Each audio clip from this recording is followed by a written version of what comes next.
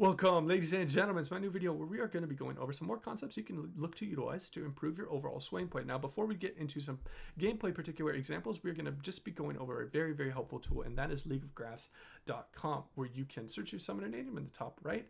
It shows all of your match history, your role win percentage, and then your overall champion win percentage. And then you can go under the champions tab. You hit the see more button, and you are able to see your win rate against particular matchups, which is a very, very important tool that you can utilize in understanding where your strengths and weaknesses are, because you want to attack your biggest weaknesses before you improve just a little bit more on your strongest strengths. So it does not surprise me at all that I have a very, very high win rate against the two of the champions that I play a lot in Senna and Lulu, and on top of that, Swain has a decent matchup. What you're looking for are these kind of matchups where you have a decent amount of games played, more than 5 games played against it, and your win rate is very, very low. These are the champions you need to either start banning out if you're struggling that much against them, or you need to start learning more about them, playing them in normal games, figuring out how to beat them in lane, and really understanding their strengths, weaknesses, and cooldowns are the biggest things that are going to be very, very helpful when you are playing it. If there is a common theme, say if I had a really low win rate against Pike and I had a really low win rate against Nautilus as well, I need to be like, okay, I just need to start focusing on hooked champions. But if you have a high win rate against all-in champions or enchanter champions or poke mages, you just need to focus on the particular champion. So just try and get as much information out of this tab, because I think it is a very, very helpful tool. Now, if all of your games played are pretty low on the numbers side, the sample size just isn't big enough. But if you played at least about 100 to 200 games of a particular champion, you can start getting a really good understanding of the trends of your different win rates. And that will wrap up kind of the theory part. We're going to get into some gameplay now. All right, and getting into a concept you can look to utilize when you're playing Swain, and that is the classic bait. Whenever you are playing a CC heavy champion, putting enemy champions in an overextended state and landing CC on them is going to be absolutely huge. As you can see here, I'm baiting them with very, very low mana, and Jhin is off screen, just about to come onto their screen. So it is going to put them in a very, very poor situation. But as you can see here, all they saw was a low mana Swain walking into 2 people. They thought it was a free kill. I knew the MMS flash was down. Flash out, let him hit the W and chase him down for an absolutely perfect free kill. And then we also get the Seraphim's flash here.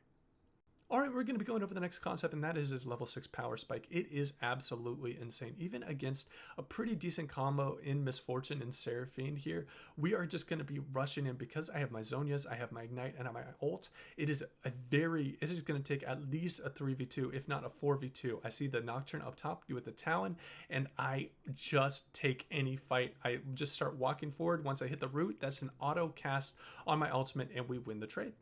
All right, and here's another very, very basic thing that you can look to utilize, particularly in lower elos, to get a lot of free kills, and that is how safe enemies feel when they are close to their turret. And how you can look to take advantage of this is by starting to auto the turret a bit, getting some of your support item passive stacks.